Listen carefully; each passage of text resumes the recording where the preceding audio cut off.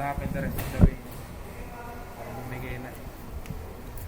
Yeah, we had a good quarter, yung second quarter namin, no? Going back into the locker rooms, we thought we had a chance, no, to keep ourselves close sa laro. Yun lang naman ang hinahabol namin, eh. Baka bandang fourth quarter, kung dikit pa rin, baka meron kaming chance. But we played a bad third quarter. Lots of turnovers, lots of bad shots. I guess it's part of the learning process. No, it's for them. It's a new system. It's a new environment. We don't want to use the absence of our import as an excuse. Kasi tingin ko kahit may import kami, kung ganun yung third quarter namin, matatalo rin kami. We could not win that game even with an import. So that's really not an excuse. We just played badly and we were never able to recover after the bad third quarter. So we'll charge it to experience and learn from it, and importante makapaghanda kami for our next game with Steve, no, on Monday. Most likely he's going to be available on Monday already for practice. And then look forward to our Saturday game against Meralco. We know Meralco is also struggling, so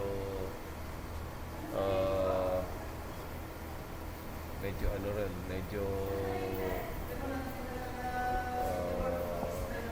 rin yun, no?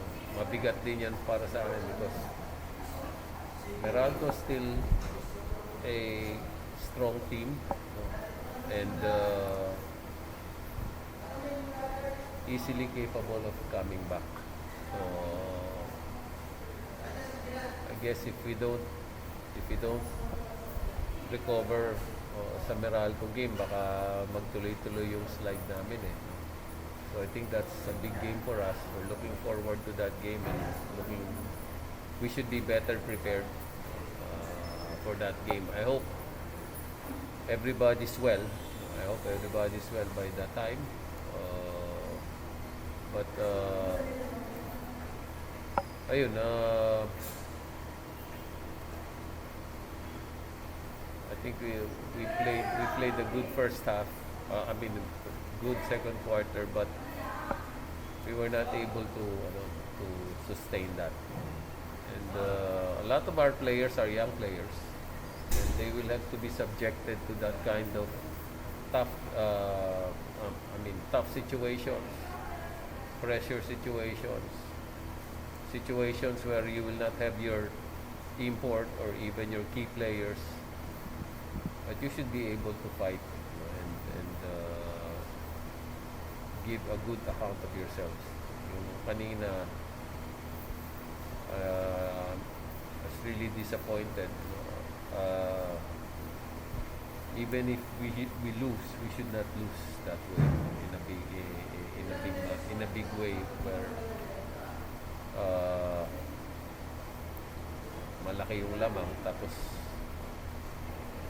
parang nag-collapse kami, no, sa third quarter.